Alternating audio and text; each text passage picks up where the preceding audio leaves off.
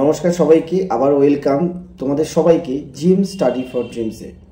আজকের ভিডিওতে তোমাদের সঙ্গে যে কথাটা আলোচনা করব অত্যন্ত গুরুত্বপূর্ণ। প্রথম থেকে লাস্ট পর্যন্ত কাইন্ডলি ভিডিওটা দেখবে, তোমাদেরই কাজে লাগবে ভিডিওটা। এবং তোমাদের যারা নতুন তারা অবশ্যই চ্যানেলটি সাবস্ক্রাইব করে বেল আইকনটা প্রেস করবে, যাতে ফ্রি অফ কস্ট ক্লাস এবং তোমাদের সমস্ত গাইডেন্স তোমরা এতে পাও।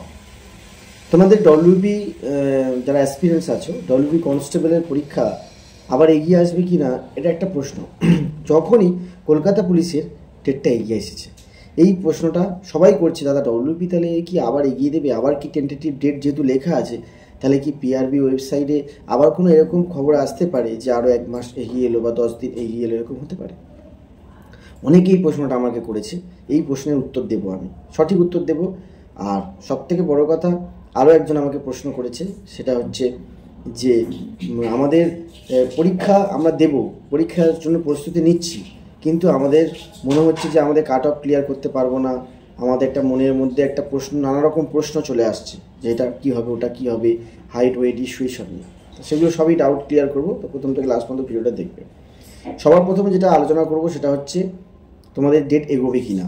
ডেট কোনো রকম এই মুহূর্তে এগোনোর সম্ভাবনা নেই। যে ডেটে ডব্লিউবি কনস্টেবল পরীক্ষার ঘোষণা করা হয়েছে সেই ডেটই রয়েছে। সেই ডেট অনুযায়ী পরীক্ষার সেন্টারগুলোতে মেসেজ করার ব্যবস্থা হচ্ছে সব কিছু। আর সবথেকে বড় কথা, যখনই একটা পরীক্ষা সামনে আছে, রিটেন এক্সাম, ভালো করে বলছি শোনো, রিটেন এক্সাম যখন সামনে আছে, লক্ষ্য হবে শুধু পড়াশোনা, রুটিন, প্রত্যেক দিন কতটা পড়তে পারলাম, কতটা ঘাটতি থাকলো, পরের দিন সেই ঘাটতিটা মেকআপ দেওয়ার লক্ষ্য থাকবে। এবং যেহেতু ফিজিক্যাল এমন একটা জিনিস, 1600 মিটার মাঠ কিন্তু মুখের কথা নয়, বারবার বলছি। যখন 6 পাক 8 পাক দৌড়াতে হবে মোট 200 মিটার ট্র্যাকে, তুমি যখন 5 থেকে 6 পাক দৌড়াবে, তোমার লাস্ট 2 পাক একদমই এনার্জি থাকবে না, তুমি মনে করবে যে আমি আর পারবো না, এরকম মনে হতে পারে। আবার যারা খুব ভালো দৌড়বি তারা এক চান্সে মাঠ করে দেবে, কিন্তু লেখা পরীক্ষা ফেল করবে। তাই একেবারে লেখা পরীক্ষা এবং তার সাথে সাথে মাঠ দুটোই করতে গেলে তোমাদের এখন থেকে মাঠ প্র্যাকটিসটা ধরে রাখতে হবে। প্রশ্ন মাথায় অজস্র আসতে পারে যে এরকম এসআই পরীক্ষাটা হবে কি আদৌ, কিন্তু ওটা 100% হতে চলেছে। আচ্ছা, তোমাদের এটাও প্রশ্ন হতে পারে যে কেপি এগিয়ে এলো, তাহলে কি ভোটের আগে জয়েনিং হবে নাকি না হবে? আবার একটা প্রশ্ন একজন করেছে যে ওবিসি কেসের জন্য রেজাল্ট আসবে না। এইসব প্রশ্ন, এত প্রশ্ন যদি আসতে থাকে, তাহলে তোমরা কোশ্চেন ব্যাংক তোমাদের ছাপাতে হবে। তোমাদের উত্তর কে দেবে এত প্রশ্নের উত্তর? কিন্তু আমি তোমাদের সব কিছু প্রশ্নের একটা উত্তর এখানে আমি এনে দিতে পারি। ব্রিফলি ছোট্ট করে বলতে পারি যে তোমাদের চিন্তা কিন্তু হওয়া উচিত সুবিধ দাসের math GI mock test, number বাড়ছে না কমছে, মাঠে দম কম, হাইট ওয়েট নিয়ে ইস্যু, এগুলো কিন্তু তোমাদের চিন্তার কারণ হওয়া উচিত। তোমাদের না সেই জায়গায় তোমরা কি চিন্তা করছো যে জয়েনিং হবে তো, আচ্ছা পরীক্ষার ডেট, আদৌ পরীক্ষা হবে তো? যে সমস্ত ছাত্রছাত্রী এইসব কথা বা এইসব কমেন্ট নিয়ে ব্যস্ত, তারা কেউই এই পরীক্ষায় ক্র্যাক করতে পারবে না, এটুকু আমি বলতে পারলাম। যারা সম্পূর্ণ পড়াশোনায় মন দিয়েছো, প্রথম থেকেই পড়াশোনায় আছো, লক্ষ্য স্থির রেখেছো, প্রত্যেকে পরীক্ষা পাশ করবে, সঠিকভাবে সঠিক জায়গায় পৌঁছে যাবে। তাই চিন্তা করার জায়গা সরকারের ঘরের, পিআরবির ঘরে, সেই চিন্তা করুক।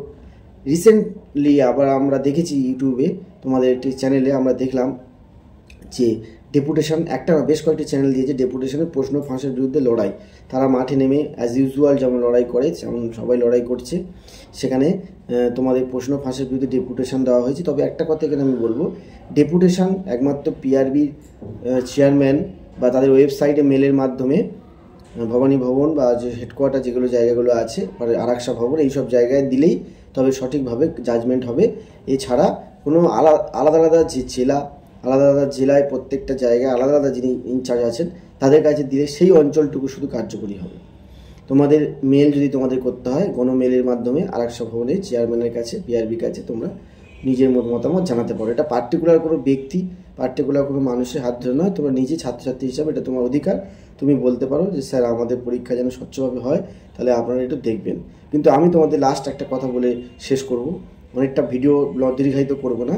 লাস্ট যে কথাটা বলে শেষ করব, তোমরা নিশ্চিন্তে এবছর পরীক্ষা দিতে যাবে এবারে।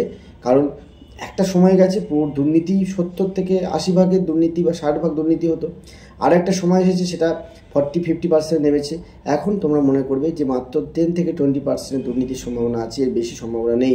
একেবারে টোটালি জিরো সম্ভাবনা কখনোই হবে না, কারণ জিরো সম্ভাবনা, সিস্টেম কখনো পাল্টায় না। কোনো জায়গায় কোনো কিছু থেকে হোয়াটসঅ্যাপে প্রশ্ন আসতে পারে, না আসতে পারে। এবছর সমস্ত কিছু বায়োমেট্রিক এবং সব কিছু নতুন করে সোশ্যাল মিডিয়া মনিটরিং সেলের মাধ্যমে নতুন দপ্তর খুলে তোমাদের জন্য নতুনভাবে সব অবজারভেশনে রাখা হয়েছে। আশা করি এইটুকু ভরসা রেখে, আমার কথাটা ভরসা রেখে, তোমরা ফালতু ভিডিও না দেখে, কোনো মানুষকে এক্সট্রা গুরুত্ব দিয়ে ফুটেজ না দিয়ে তোমরা নিজেদের লড়াই নিজেরা লড়বে এবং তোমরা মেল করবে, পড়াশোনা করবে, তার সাথে মাঠ প্র্যাকটিসটা ধরে রাখবে। কোনো একজন একক ব্যক্তির দ্বারা, কোনো দ্বিতীয় ব্যক্তির দ্বারা বা 3 থেকে 4 জন ব্যক্তির দ্বারা আমরা শুধু একটা আন্দোলন এবং একটা প্রচার চালাতে পারি, কিন্তু আলটিমেটলি আমাদের পড়াশোনা করে একটা সিট, গরিব ঘরের ছেলে হিসাবে একটা সিট আর চাই। কিন্তু এর সাথে সাথেও এই যে দুর্নীতিগুলো রুখতে আমাদের আন্দোলনের প্রয়োজন। কিন্তু আন্দোলন এবং মেলের চক্করে পড়ে আমরা ভুল পথে পরিচালিত হচ্ছে কিনা সেটাও আমাদের দেখতে হবে। পড়াশোনাটা কিন্তু মেন অস্ত্র, যেটা আমি এবং আমাদের বন্ধুরা এবং বিগত যারা সাব ইন্সপেক্টর ব্যাচ পেয়েছে তারা প্রত্যেকটা ছেলেমেয়েদের সাথে আলোচনা করবে, দাদাদের সাথে, স্যারদের সাথে, তোমাদের লোকাল থানা যে বড়োবাবু আছে, এসআই, তাদের সঙ্গে একদিন মিট করবে গিয়ে যে স্যার আপনারা কীভাবে চাকরি পেলেন, একটু রিসেন্ট ব্যাচ যে কনস্টেবলগুলো পেয়ে তাদের সাথে কথা বলবে, দাদা কীভাবে পেয়ে। সবাই কিন্তু একটাই কথা বলবে, না কোনো ইউটিউব চ্যানেলের নাম বলবে যেখান থেকে বিভিন্ন ভ্যাকেন্সি বের করার চেষ্টা করা, এসব কিচ্ছু বলবে। তারা বলবে যে আমরা এই রুটিনে পড়তাম ভাই, এই বই পড়েছি, এইভাবে চাকরিটা পেয়েছি। ঠিক আছে, এটা হচ্ছে মূল মন্ত্র। এবারে আন্দোলন করবে, যৌথ মঞ্চ আছে এবং তাদের বিভিন্ন জায়গার ছাত্রছাত্রীরা আছে, তারা এটা করবে অবশ্যই। কিন্তু তোমরা কিন্তু পড়াশোনাটা কিন্তু মন দিয়ে করবে। পড়াশোনা না করলে কিন্তু এবারে চাকরি কেউ পাবে না। ভালো করে পড়ো। আর কদিন সপ্তাহে মাঠে যাবে? 1, 2, 3 দিন মাঠে যাবে। 3 দিন মাঠে যাবে, 1 দিন এক্সট্রা যাবে, মোট 4 দিন। 3 দিন কিন্তু মাস্ট। তারপরে লং রান 2 থেকে 3 কিলোমিটার দৌড়াবে, তার সাথে সাথে একটু ফিজিক্যাল ফিটনেসটা ধরে রাখবে। যখন ঠিকঠাক সব পরীক্ষা হয়ে যাবে আবার ফুল দমে শুধু মাঠ আর মাঠ প্র্যাকটিস। ভালো থেকো সবাই। নেক্সট ভিডিওতে এরকম অনেক কিছু তথ্য যেগুলো তোমাদের দরকারি সেই বিষয়গুলো নিয়ে আলোচনা করব। নতুন প্লেলিস্ট সাজিয়ে দিয়েছি জিএম স্টাডি ফর ড্রিমস তরফ থেকে, প্রত্যেকটা সাবজেক্টে আলাদা আলাদা। ফলো করবে এবং প্রেস দ্য বেল আইকন, যাতে নেক্সট ভিডিওতে আবারও তোমাদের সামনে এরকম একটা ভিডিও নিয়ে আসতে পারি। আজকে ভিডিওটা এখানেই শেষ করছি। নেক্সট আবার কোনো ভিডিওতে আবার তোমাদের সাথে দেখা হবে। Thank you.